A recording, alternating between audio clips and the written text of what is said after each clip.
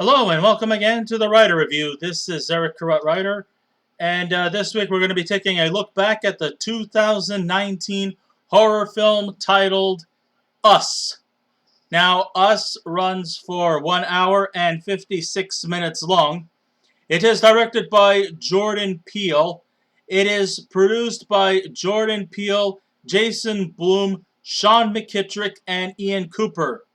The script was written by Jordan Peele. The score was done by Michael Abels. The cinematography by Mike Giolakis. And it was edited by Nicholas Mansour. And the stars of the movie are Lupita Nyong'o, Winston Duke, Shahadi Wright Joseph, Evan Alex Elizabeth Moss, Tim Heidecker, Cali Sheldon, Noelle Sheldon, Madison Curry, Yayha Abdul-Mateen, Anna Diop, Ashely McCoy, Kara Howard, and Dustin Ybarra. Okay, in his second directing job, Jordan Peele could have fallen victim to the sophomore jinx that has plagued many artists, musicians, and athletes after the success of their debuts. They just couldn't stay on top after their second efforts. Though it is safe to say that Peele almost managed to avoid that curse entirely, Us still kind of remains inferior to his box office successful debut, Get Out. Mind you, hey, Get Out is a tough act to follow. Though he still succeeds in keeping fresh new ideas in store, and the level of humor, along with the horror elements, are still alive in this sophomore film, there are still quite a myriad of flaws, as several scenes were not fully fleshed out, as many questions remain unanswered. The early scenes in Us takes place in Santa Cruz, California in 1986 as a young Adelaide Thomas, played by young Madison Curry. Well, she was having a fun time at the fun fair in Santa Cruz along the beach lines. Her father had just won a game where the prize was a Michael Jackson Thriller t-shirt, which he gave to his daughter Madison. His daughter Adelaide. Adelaide then parts ways from her parents to watch a sideshow spectacle in a tent on the beach where she has an eerie encounter. As she goes into the House of Mirrors, she notices a reflection is not just a reflection, but an actual cloned duplicate of her. And then we kind of fade away to that scene, and then we cut to 2019, and now Adelaide is now an adult, played by Lupita Nyong'o, along with her husband Gabe, played by Winston Duke, and her two children Zora, played by Shahadi Wright Joseph, and her son Jason, played by Evan Alex, set on a summer hiatus at a holiday home in Santa Cruz, which Adelaide, rightfully so, opposes but reluctantly agrees. They are joined by their neighbors Josh and Kitty Tyler, played by Tim Heidecker and Elizabeth Moss, and their twin daughters Becca and Lindsay, played by Cali and Noelle Sheldon. While they were spending time together, their son Jason wanders off and observes a peculiar man at the beach. Later that night, the family is awakened by the presence of a family standing outside stoically in front of their driveway. When they walk closer to these strangers, it is revealed that these four individuals happen to be identical clones, only except that they seem to have more primal communicative ways of talking because they don't seem to talk. They mostly just growl and snarl. And they seem to have more animalistic features in their communication skills, though their presence is still quite human, and they're still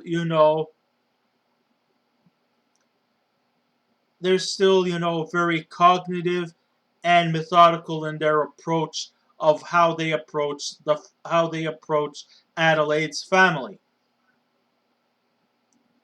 It appears as though that they are doppelgangers of of Adelaide's family, and that it also is revealed that every member of society has a duplicate doppelganger family living underneath us. Although we never get to see them and we don't ever really think about them. Maybe there's probably some kind of hidden message as to the purpose of the reason why these doppelgangers exist. Is Jordan Peele gonna be telling us what their purpose is?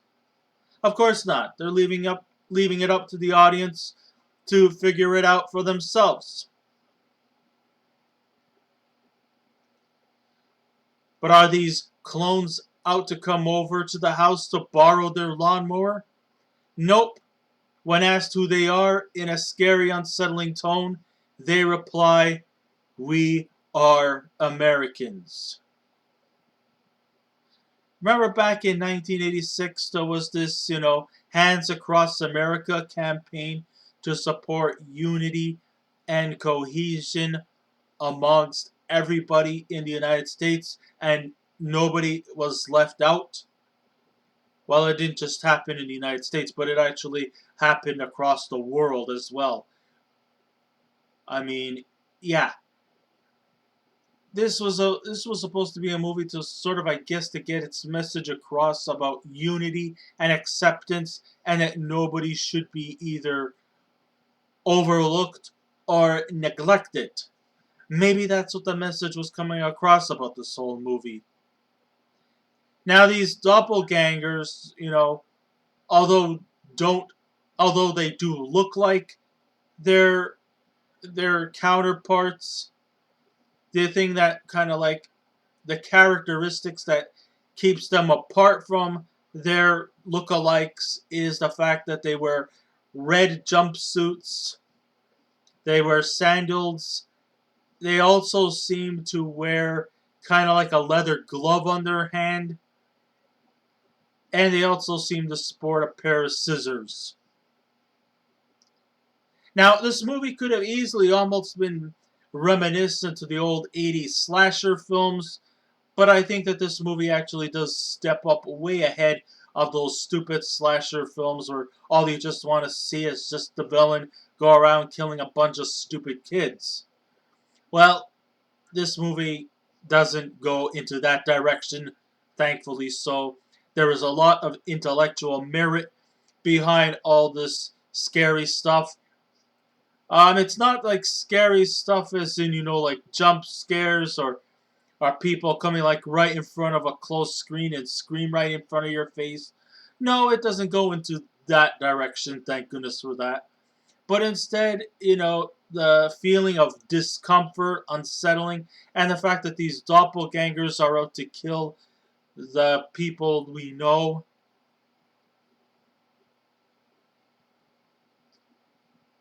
that gives you those scary vibes.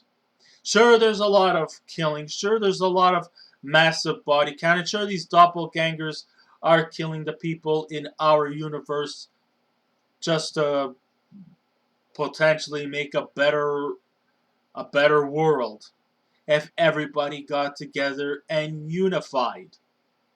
And that nobody should be treated as an inferior or an insignificant. And maybe that's what they were trying to tell us.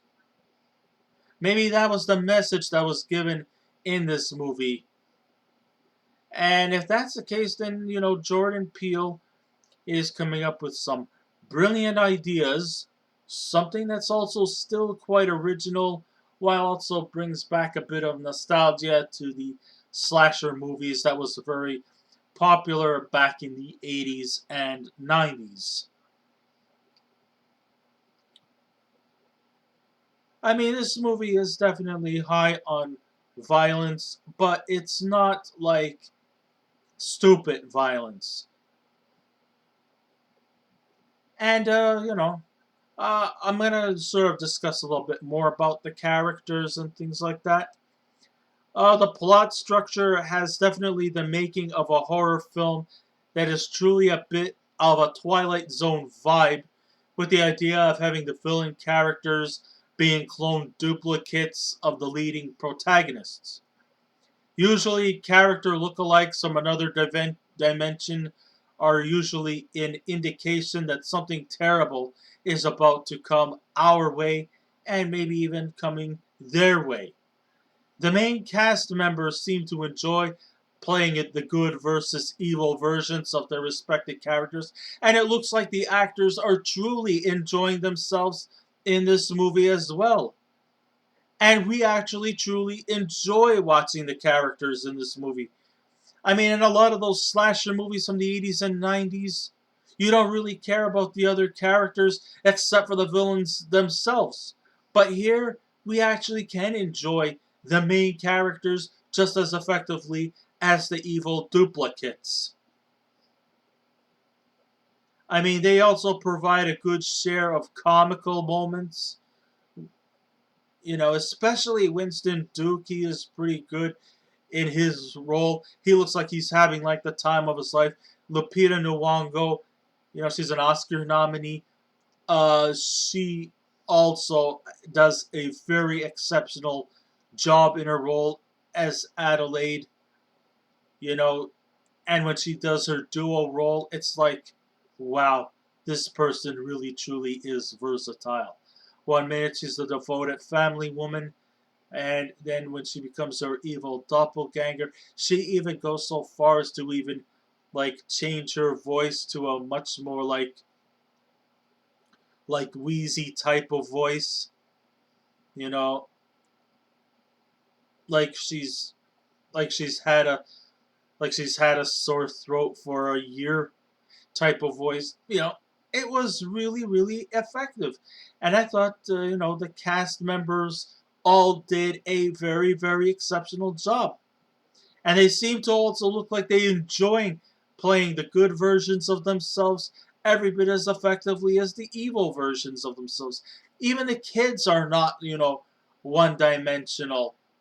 Zora and Jason are also very, very effective in their performances as well. They play off kids that you can actually truly invest yourselves into, and they're not just like put there for the for the moment of for the sake of being kids. They also have some dimension to their character as well, especially Evan Alex as Jason. He is really brilliant in his role as a weird kid who likes to wear a Wolfman mask, or was it Chewbacca?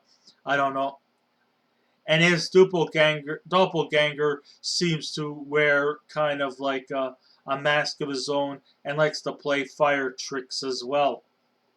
The killings from the villains seem to come across very effectively, but even the real people, the real family, seem to also have ways of defeating and destroying their duplicates and their neighbors' duplicates, the Tylers, very, very effectively too. So, the violence is there, but it is put there not just for the sake of entertaining us, but for the sake of being part of the narrative. The best performance by far definitely does go to Lupita Nyong'o, who exhibits great versatility in her performance as a sweet, caring mother, Adelaide, and her vile and manipulative alter ego, who simply is known as Red. Her versatility goes so far as she's able to change her look and her voice when playing her good and evil counterpart. And though only 13 years old, Shahadi Wright Joseph is an actress to look for in the future, as she can be sweet in her role as Zora and equally diabolical as her look-alike duplicate Ombre. Winston Duke is convincing as the laid-back father Gabe, who can't seem to handle the situation his whole family is put through, but he still plays it cool, and he still is very effective. He's got some of the best comical lines in this, but he's not just some comic relief dad. He has actually shown to be, a great, compassionate kind of guy. And even through the looks of danger, he could still somehow stay as the level-headed one in the family.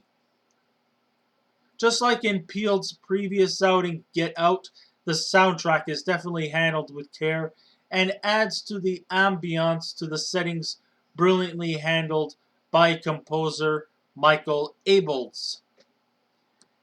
And though the script is handled by Peele was confident, the sudden twist ending will leave you with kind of a bit of an unsatisfying aftertaste. But one idiosyncrasy that makes Us stand out from the other horror films is once the violent scenes commence, they never once bear arms with the use of a firearm.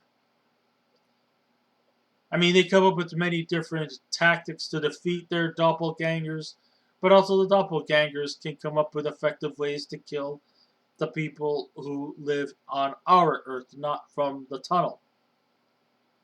So when asked where Peele gets his ideas behind the making of Us, he loosely said that he measured it at the one thing that scares him the most: looking at himself face to face.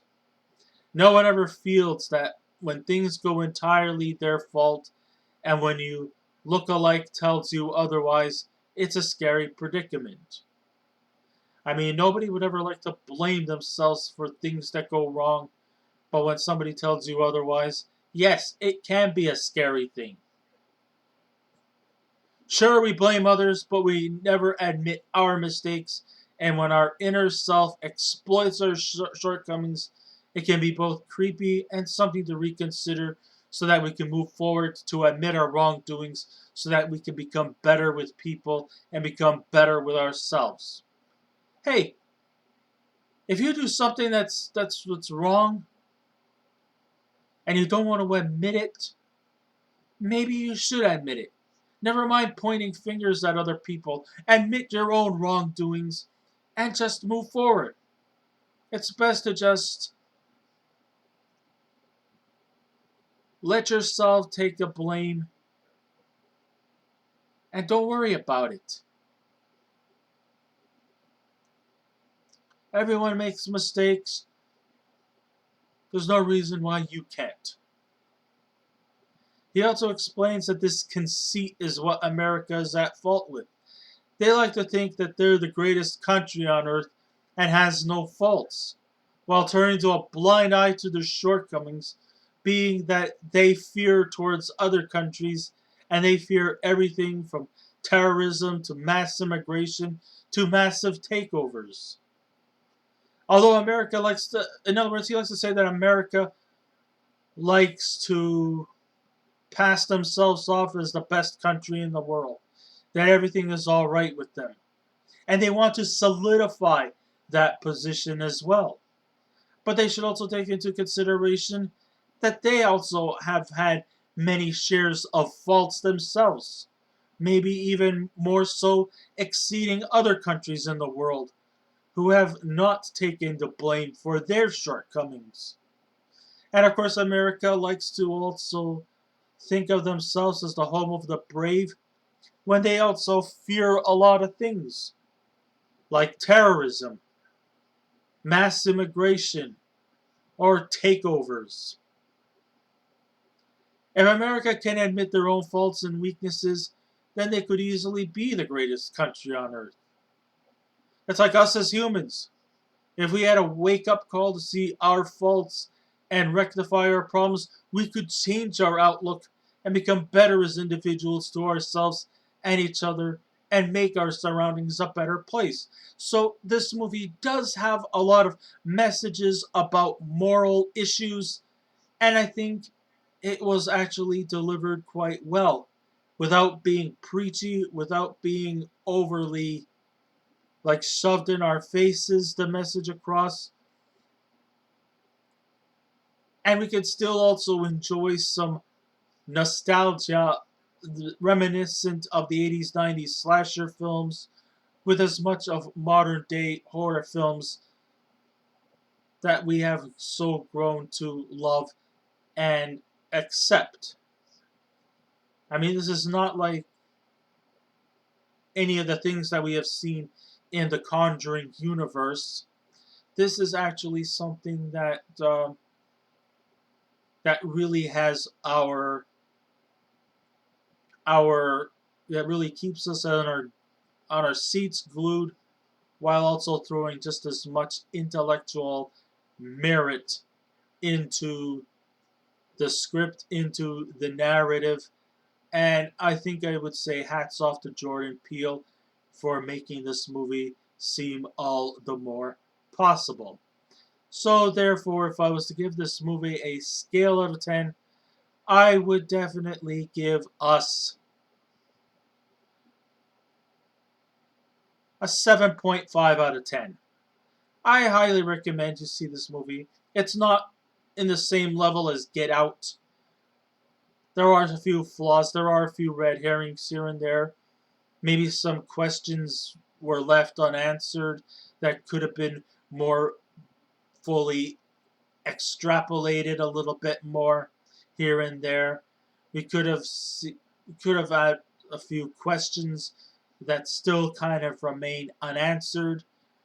But I still found the storytelling to be very effective, and there was nothing mindless or stupid at all about this movie. It was a slasher movie, yes, but it also had a lot of intellectual merit hidden esoterically in the script and in the direction of where it was trying to take us to. The performances were really good. The cinematography was great. The storytelling was wonderful. And I thought the performers all did a wonderful job. So, I guess I got nothing else to say. So I guess this ends my writer review. Thank you all for listening in. If you wish to subscribe to my channel, please feel free to do so. If you wish to leave a comment, go right ahead. But just remember the 3 simple rules. Be kind, be considerate, and please refrain from any rude comments. And I will be back again with another movie review. So until next time, this is Eric Wright saying, keep watching those movies, and I'll see you around. Goodbye.